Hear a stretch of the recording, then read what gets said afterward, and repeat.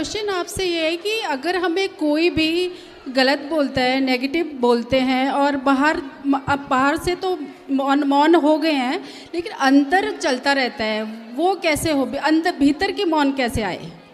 आएगा। बाहर का गया ना, हाँ जी। बाहर रिप्लाई नहीं करते नहीं।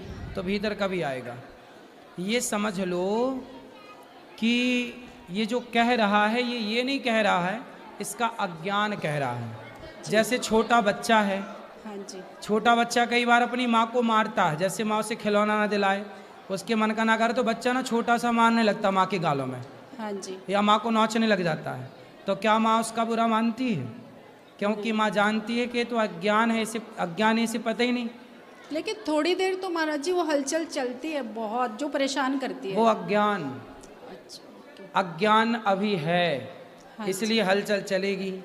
जैसे माँ जानती है कि बच्चा है, ये तो मार रहा है माँ को, मतलब माँ नाराज नहीं होती ना, तो माँ शिकायत करती कि देखो बच्चा मार रहा है, क्योंकि अभी वो बच्चा उससे सही गलत का भी ज्ञान नहीं है। उसी तरह जो आपको गाली दे रहा है, जो आपको अपमानित कर रहा है, जो आपको कड़वे शब्द कह रहा है, वो व्यक्ति वो बच्चे की तरह है जो अज्ञानी है।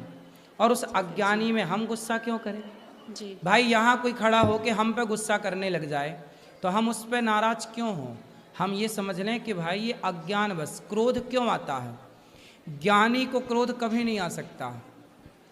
क्रोध जब आता है तो वो क्रोध अज्ञान नहीं आता महाराज जी, लेकिन आपको मन नहीं चलता है। हाँ नहीं जी। समझ रहे हैं, मैं सामने वाले की बात कर रहा हाँ हूँ जी। जो क्रोध करके आपको कुछ कहता है।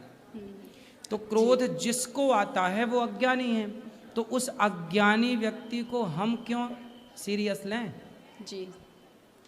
हम उसे हल्के में ले, यार बच्चा है छोड़ो, क्यों बात करें। कुत्ते हमें देखकर भौंकते हैं तो उसे सीरियस लेते हैं आप? नहीं। ये कुत्ते ने हमें भौंक दिया, देख के बताओ। नहीं।